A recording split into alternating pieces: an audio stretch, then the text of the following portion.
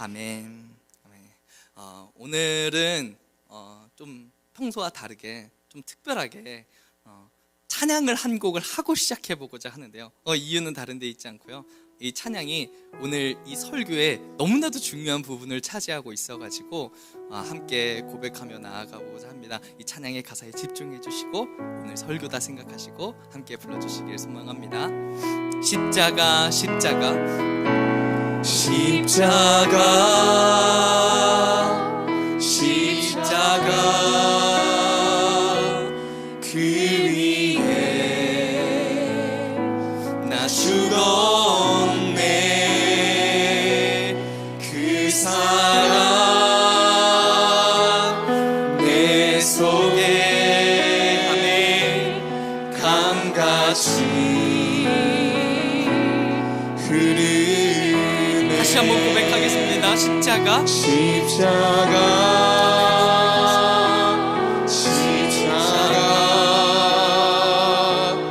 그 위에 나 죽었네. 그 사랑 내 속에 강같이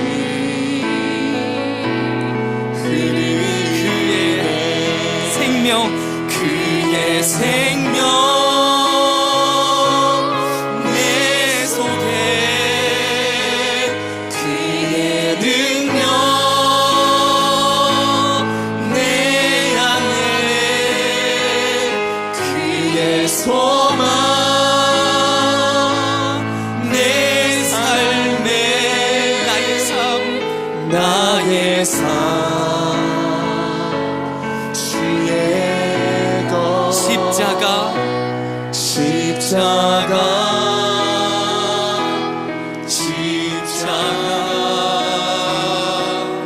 그 위에 나 죽었네. 그 사랑 내 속에 강같이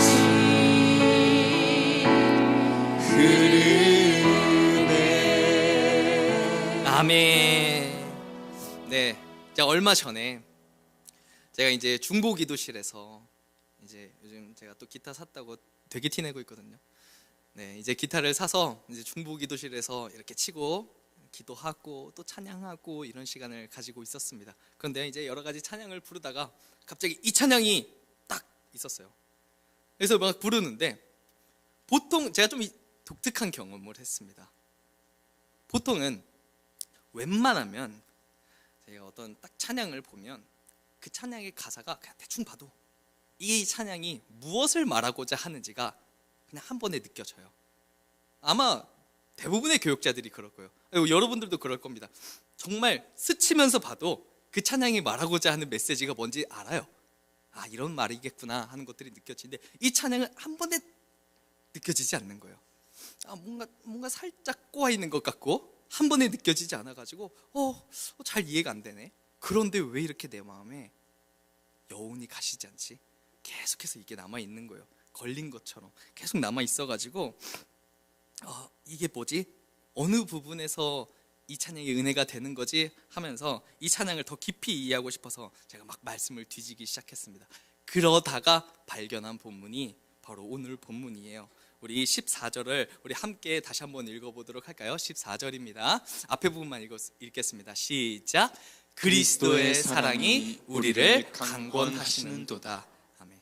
이제 말씀을 묵상하면서요, 이 다시 찬양을 듣는데요, 그제서야 깨달아졌어요.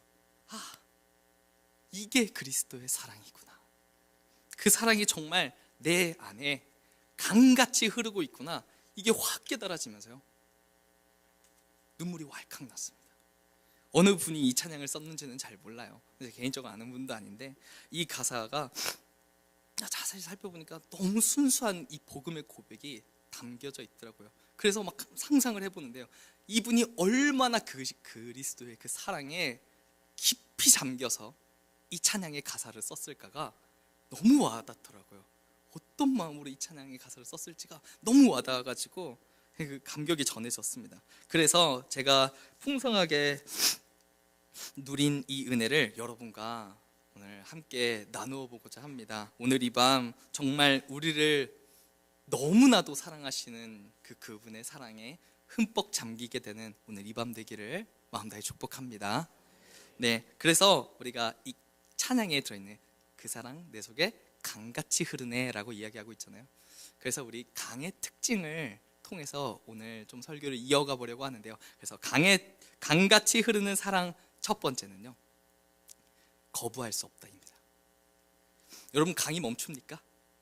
아니요, 강은 멈추지 않습니다. 계속해서 흘러요. 비가 내리고 눈이 녹으면 그 물은 반드시 흘러갑니다. 스스로 방향을 정하지도 않아요.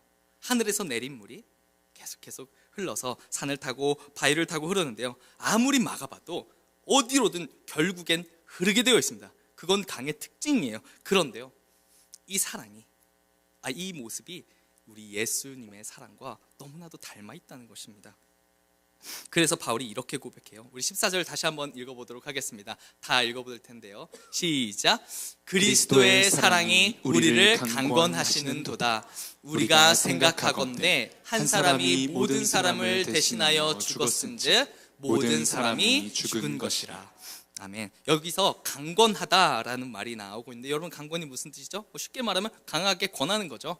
밀어붙이는 거예요. 강권하는 거죠. 그래서 이게 원어를 봐도 똑같습니다. 붙잡거나 밀어붙이되게 붙이는 거예요. 그러니까 어떤 느낌이냐면 이건 힘입니다. 그리스도의 사랑은 힘이다 라는 의미를 가지고 있는 거예요. 거부할 수 없는 흐름을 가지고 있습니다. 밀어붙이고 강하게 권하는 그런 성격을 가지고 있는 거죠. 그 사랑이 내 안에 강같이 밀려 들어올 때, 여러분, 그러면 내가 가고 싶은 대로 갈 수 있습니까? 그 그리스도의 그 십자가 사랑이 내 안에 거부할 수 없는 흐름으로 강같이 흐르는데 내가 하고 싶은 대로 살아갈 수가 있습니까? 여러분, 그거 안 됩니다. 제가 예전에 동강 래프팅을 한 적이 있어요. 저희 뒤에 계신 우리 원 목사님과 함께 한 적이 있었는데, 동강 래프팅을 간 적이 있었는데, 해보니까 여러분, 노 젓고 막 이것저것 열심히 합니다. 여러분, 근데 벗어날 수 있을까요? 방향은 조금씩 달라질 수 있으나 그 흐름에서는 벗어날 수가 없어요. 그냥 흘러갈 뿐입니다. 어쩔 수가 없는 겁니다. 그리고 거기서 삶을 막 빠뜨려요. 그래서 막 빠졌는데 열심히 헤엄치고 합니다. 여러분들, 거기서는 헤엄치고 이렇게 하는 게 재밌는 게 아니에요. 그냥 맡기고 흘러가는 게 재밌는 거예요. 근데 아무리 발버둥 쳐봐도 어차피 거부할 수 없어요. 아무리 거스르려고 해봐도 그 자연의 흐름은 우리가 거부할 수가 없습니다. 그냥 흘러갈 뿐입니다. 이게 마찬가지라는 거예요. 여러분, 그리스도의 사랑이 내 속에 강같이 흐르면요, 우리는 그 사랑을 거스르며 살아갈 수가 없어요. 그리스도의 사랑이 내 속에 강같이 흐른다는 것을 우리가 안다면 우리가 거스를 수가 없다는 것을 이야기하는 것입니다. 그 사랑이 내 안에 흐르면 더 이상 내가 예전처럼 내가 하고 싶은 대로, 내가 살고 싶은 대로, 내 삶에 채우고 싶은 대로 우리는 살아갈 수가 없습니다. 이제는 내 중심이 바뀌게 되고요, 내 목적이 바뀌게 되고요, 내 인생의 방향이 완전히 바뀌게 돼버리는 것입니다. 그 사랑이 내 삶에 흐르고 있다는 것을 알게 됐다면요. 바울이 그랬어요. 예수를 핍박하던 자였잖아요. 완전히 예수를 핍박하는데 진심이었던 사람이었습니다. 자신의 의로 가득 차가지고 완벽한 유대인이었죠. 그런데요, 다메섹 도상에서 예수의 그리스도의 사랑이 그를 덮쳐버렸어요. 그리고 그의 인생의 방향을 완전히 바꿔버렸습니다. 예수 그리스도의 그 사랑으로 휩쓸고 가버리는 거예요. 그날 이후로 바울이 이렇게 고백합니다. 갈라디아서 2장 20절입니다. 시작. 내가 그리스도와 함께 십자가에 못 박혔나니 그런즉 이제는 내가 사는 것이 아니요 오직 내 안에 그리스도께서 사시는 것이라. 이제 내가 육체 가운데 사는 것은 나를 사랑하사 나를 위하여 자기 자신을 버리신 하나님의 아들을 믿는 믿음 안에서 사는 것이라. 아멘. 바울의 인생을 완전히 바꿔버렸어요. 그 사랑이 그를 뭐 한 거죠? 강권한 겁니다. 그 사랑이 그를 밀어붙인 거예요. 강권한 겁니다. 도무지 다른 선택을 할 수가 없는 것입니다. 더 이상 자신을 위해서 살 수가 있나요? 불가능합니다. 왜요? 강권하시기 때문이죠. 본문 15절을 우리 한번 읽어보도록 하겠습니다. 시작.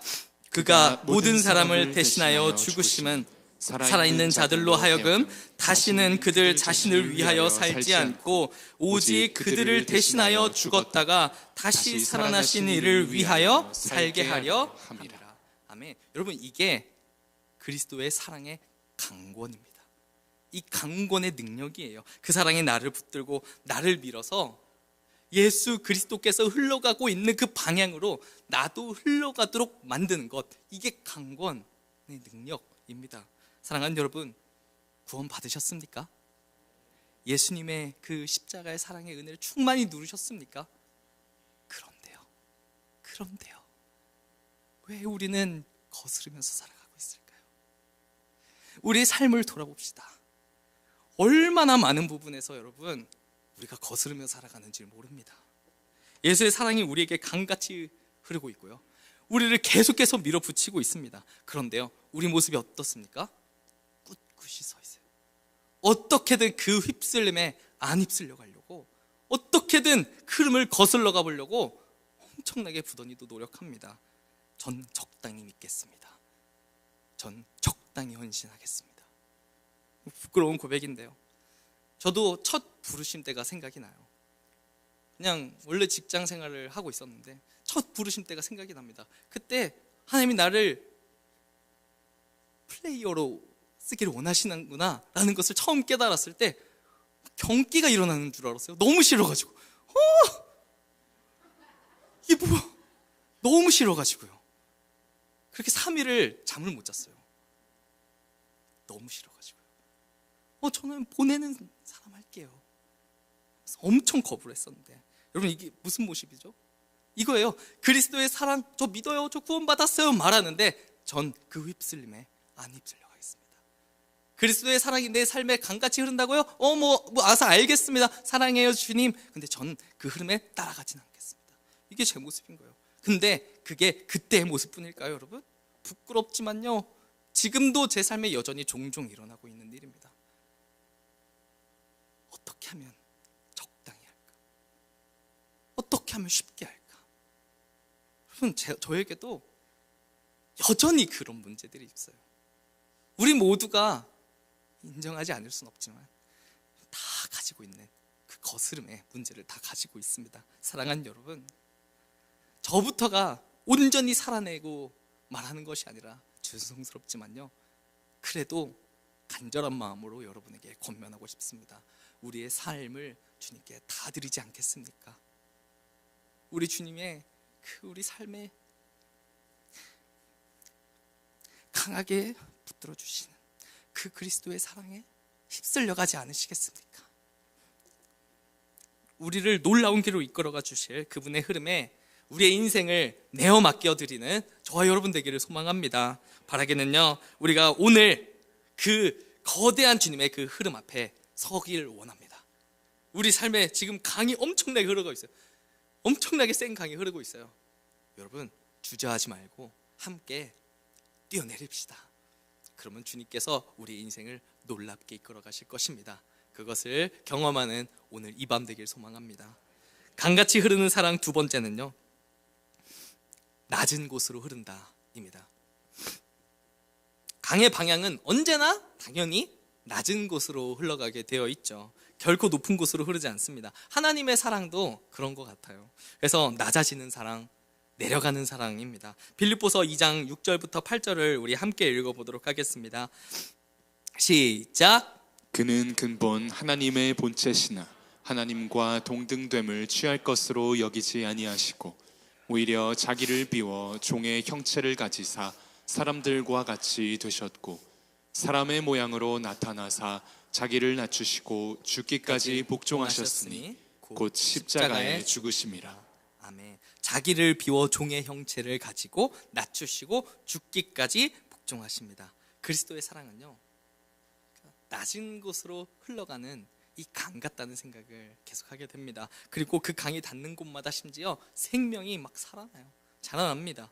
여러분, 강은 높은 산에서 시작돼서 마침내 메마른 땅을요 막 충만하게 적십니다. 비옥한 곳에는 여러분 물이 필요하지 않아요. 물은 메마른 곳에, 메마른 땅에 필요합니다. 예수님의 사랑도 마찬가지입니다. 그분은요 메마른 영혼을 찾아서 우리에게 내려오셨죠. 그래서 갈라디아서 2장 20절은 이렇게 말합니다. 우리 다시 한번 읽어볼 텐데요. 시작. 내가 그리스도와 함께 십자가에 못 박혔나니 그런즉 이제는 내가 사는 것이 아니요 오직 내 안에 그리스도께서 사시는 것이라. 이제 내가 육체 가운데 사는 것은 나를 사랑하사 나를 위하여 자기 자신을 버리신 하나님의 아들을 믿는 믿음 안에서 사는 것이라. 나를 사랑하사 나를 위하여 자기 자신을 버리셨다. 그러니까 나를 사랑하사 자기를 버리면서 오히려 가장 낮고 더러운 골짜기를 찾아가죠. 그곳이 어디죠? 우리죠. 나입니다, 여러분. 낮은 곳으로 흘러오셔서 아무것도 할 수 없는 자에게 은혜를 주십니다. 그래서요, 사랑의 강이 내 안에 흐르기 시작하면요, 자연히 우리는 어떻게 될까요? 나도 낮아지게 됩니다. 그리스도의 사랑이 내 안에 흐르면 나도 자연스럽게 낮아질 수밖에 없어요. 나도 어떻게 될까요? 메마른 곳으로 흘러가고 싶어져요. 누군가를 섬기고 싶어지고요, 누군가를 용서하고 싶어집니다. 어떻게 그 사람을 용서하지? 여러분 다 마음속에 한 명씩 있잖아요. 저도 있더라고요. 어떻게 그 사람을 용서하지? 어떻게 그 사람을 품어내지? 그 상상도 할 수 없는 일이 그리스도의 사랑이 내 안에 강같이 흐를 때 가능해진다는 것입니다. 그래서 내가 아닌 주님을 위해 살고 막 싶어지는 거예요. 그래서 바울이 이렇게 고백해요. 우리 15절 다시 한번 읽어보도록 하겠습니다. 오늘 본문입니다. 시작. 그가 모든 사람을 대하여 죽으심은 살아있는 자들로 하여금 다시는 그들 자신을 위하여 살지 않고 오직 그들을 대신하여 죽었다가 다시 살아나신 이를 위하여 살게 하려 함이라. 아멘. 아멘. 오늘 김유나 선교사님 출국하셨거든요. 뭐 귀국하신 거죠. 어쩌면 그 땅은요, 우리 선교사님과 그 자녀들에게 슬픔이 떠오르게 하는 그런 땅일 수도 있습니다. 그런데 왜 또 가는 것입니까? 여전히 그리스도의 사랑이 내 안에 강같이 흐르고 있기 때문에 나아가는 것입니다. 나 자신을 위하여 살지 않고 나를 위하여 죽었다가 다시 살아나신 이를 위하여 메마른 땅을 적시러 나아가는 것입니다. 사랑하는 여러분, 그분은 우리를 위해 낮은 곳으로 오셨습니다. 믿으십니까? 그리고 이제는 우리를 강권하세요. 나와 함께 가지 않을래? 나와 함께 낮은 곳으로 같이 가지 않을래? 우리에게 강권하십니다. 메마른 땅을 함께 적시자고 말하십니다. 여러분, 그 흐름에 함께 떠내려가지 않으시겠습니까? 여러분의 생각나는 그 장면들이 있을 거예요.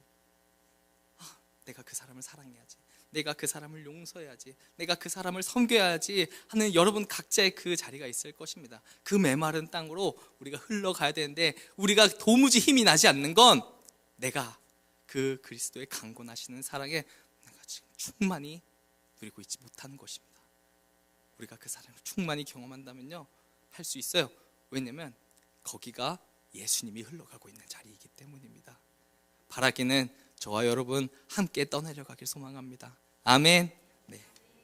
강같이 흐르는 사랑 세 번째는요, 멈추지 않는다입니다. 여러분, 강은요 멈춥니까? 아니요, 절대 멈추지 않아요. 산을 넘고 돌을 치고 막히면 돌아가면서도 결국 바다로 향하는 게 이 강의 성격입니다. 하나님의 사랑도 그렇습니다. 멈추지 않아요. 십자가에서 시작된 그 사랑은요 2000년을 건너서 지금 이 자리까지 흘러왔습니다. 그리고 오늘도 그 사랑은 계속해서 흘러가고 있어요. 바울을 통해, 교회를 통해 우리에게 왔고요, 그리고 오늘 우리를 통해 또 흘러가야 합니다. 고린도 후서 5장 18절 이렇게 말합니다. 우리 함께 읽겠습니다. 시작. 모든 것이 하나님께로서 났으며 그가 그리스도로 말미암아 우리를 자기와 화목하게 하시고 또 우리에게 화목하게 하는 직분을 주셨으니. 아멘. 하나님은요 우리를 어떤 자로 부르셨다고요? 화목하게 하는 자요. 그 사랑의 강줄기가 우리 안에서 멈추지 않도록 하신 것입니다.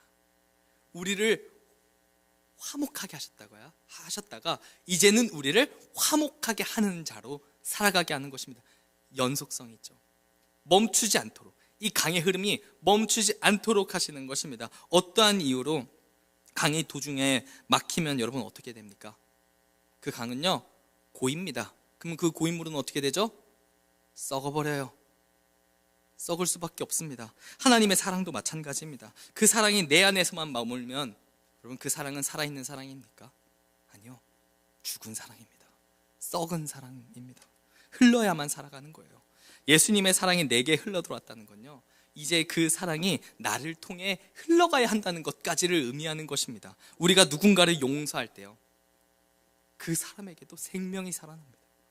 그리고 그 사람도 누군가를 용서할 수 있는 힘이 생기겠죠. 우리가 누군가를 품을 때 그 사람도 누군가를 품을 수 있는 능력이 생기는 거예요.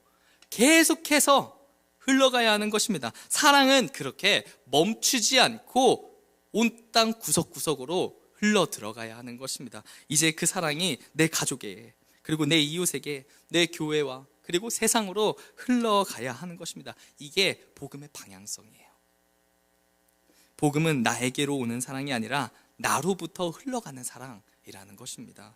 그 복음이요, 그 복음의 흐름이 정상적으로 작동이 되기 시작하면 어떤 일이 일어나게 되냐면요, 그게 계시록에 써 있습니다. 22장 1절부터 5절까지 꽤 긴 말씀인데 우리 이 말씀을 생각하면서 함께 읽어보도록 하겠습니다. 시작.